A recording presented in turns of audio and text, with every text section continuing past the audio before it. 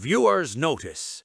On a quiet night, 5 friends gather round the table to journey through the legendary Dungeons & Dragons campaign, Tyranny of Dragons.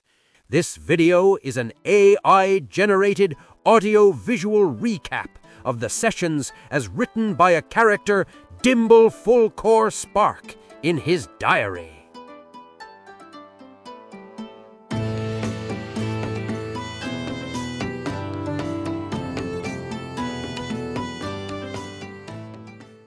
Dimble Folkor Spark, personal diary entry, 11th to 12th of Elent, 1489, the everlong night. He screeched and howled as he descended, an impossible shape against the burning sky. His first pass over us tore through the Greenest militia like parchment. His spiked tail carved a furrow through the earth, shattering stone and bodies alike. 20 men, perhaps more, fell in an instant. I refuse to commit the sight to memory. The gore alone is enough to sour the soul. In blind panic, I shouted for retreat. Whether anyone heard me, I cannot say. But I saw several guards scramble to haul one of their fallen toward the keep's opening as the dragon beat its wings and climbed for a second assault. We had only seconds, perhaps fewer, before death swept down again. And then I saw him. Nox walked onto the field with his head high, utterly unafraid. There was no tremor in his step. He clasped his trident, whispered a prayer to Cord, and braced for what any logical mind would call certain death. Time seemed to freeze. Every calculation I could make ended with his demise. No tool in my kit, no gadget on my belt, no half-finished invention in my mind could save him. My eyes swept desperately for anyone else, for any chance, but there was nothing.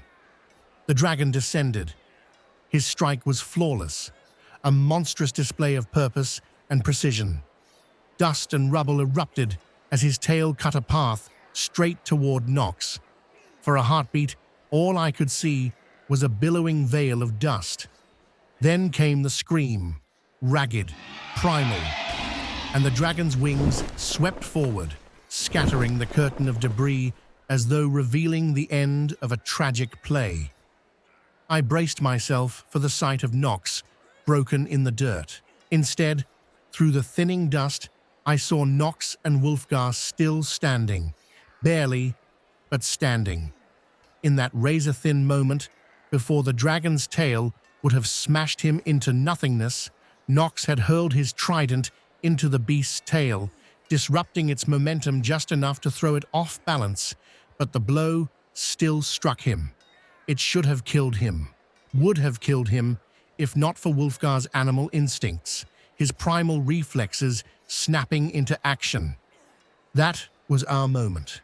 We ran for the keep, the one place the dragon's sorcery could not breach. But he was not finished with us. The dragon saw through our retreat. With terrifying grace, he perched atop the outer wall, his chest swelling as crackling threads of electric energy danced over his scales. When he opened his jaws, the very air was pulled into them. The static around him flickered and bled toward the furnace of his throat, where a terrible blue light gathered. We saw it glow. Then the world exploded. A sphere of pure energy tore from his mouth, arcing over us toward the keep's open gate. The ground shook violently. The shockwave hurled us from our feet. Debris rained down. Chunks of stone and splintered wood filled the air. There was no longer any running. We had to face him. "Do not fear," Nox shouted, voice ragged but unbroken. "He has a weak spot. On the belly, between the scales." We fought. Gods forgive us, we fought. We took every opportunity, every opening, every fraction of a heartbeat. We struck with everything we had. But the dragon was ancient and mighty beyond imagining. We were cut, battered, bruised, bloodied in ways I had never experienced. One more sweep of his wings, one more breath of lightning, and we would have been nothing but ash on the wind. And then, like a spark in the dark, a sound, one single note, a shimmering, magical rose unfurled in the air, its petals blossoming with quiet grace as Mukta stepped forward, coaxing melody from his instrument. More notes joined the first, and the rose grew, rising, blooming, shedding petals of golden light. Each petal drifted down upon us, mending wounds, knitting flesh, filling our lungs with strength. Calm washed over me, then power. The song lifted us, and with that final surge of hope, we struck together and drove the dragon away. We cleared the rubble from the keep's entrance and helped carry the wounded to the infirmary. The day had long since surrendered to the cold grip of night. Smoke from the burning city choked the sky, blotting out even the stars. "I need a drink," I muttered. My companions didn't hesitate. Their weary nods said enough. The keep provided what little it could spare, but the one thing we still lacked, the one thing we desperately needed, was time. We had been fighting for a day and a half without pause, without clarity, without even a hint of an end. And still, Lord Nighthill summoned us. A trap lay waiting at the mill. Too many enemies had been spotted there.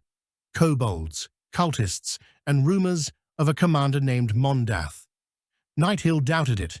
There was no room for an army in that place, which meant something far worse was waiting for us. But we pressed on. At the mill, we spotted 20 kobolds patrolling the perimeter. Before we could make a plan, Mukta stepped forward, hands raised, voice calm, trying to reason with them, trying to spare them a needless death. And for a moment, we believed it might work. A moment was all it lasted. A dragon claw leapt from the shadows and slashed Mukta down. He dropped instantly. Our position was revealed. Our advantage was gone. And the sight of Mukta bleeding out on the ground broke something inside us. Wulfgar erupted, literally, into a massive brown bear, his roar shaking the field. His claws shredded kobolds, his jaws crushed skulls. Nox charged beside him, armor soaked in blood and steam, cutting through the enemy ranks with relentless fury. We became something terrifying. By the end, nothing moved on that field but us. The stench of blood hung thick and choking. Mukta's earlier words echoed bitterly in my mind. When I could steady my hands, I patched Mukta enough to keep him alive, and we rushed the mill. Inside, a more deadly foe awaited. 2 black-armored knights ambushed us from above. Nox and Wulfgar held the line, while Mukta and I fired from behind. Their armor resisted our spells, their movements mirrored ours. They would not fall. After a brutal struggle, Nox and Wulfgar managed to bring one down. Then the third revealed himself. A sinister laugh echoed through the shadows, drawing our eyes to a darkened corner.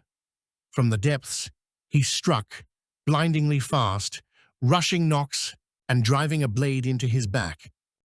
Nox collapsed, his already bloody armor darkening into a fresh crimson flood. We could not reach him. Not yet. Not until the last night fell. The final fight was a blur. All 3 of us fought desperately, and when the leader fell, none of us could remember exactly how. It was as though the memory had been taken from us, or refused to form. But the mill was ours. We dragged Nox into the open and worked to stop the bleeding. He would live, but only elvish medicine could truly save him. A familiar voice called out, coarse and tired. "You lot look like goblin dong," Castellan Escobar said, from atop a carriage, trying to lighten the mood. We managed faint smiles, no laughter. "Well then," he grunted, "hop on, the elves are waiting." Exhaustion finally overtook us. We didn't walk. We collapsed onto the transport. All I wanted was a hot bath and a bed softer than stone. At the keep, the elves worked their magic, spending what few resources they had left to stitch us back together. Their hands glowed with gentle light, their voices calm despite the storm outside. And in that moment, watching them pour their strength into saving us, I understood. Our night was not over, not even close.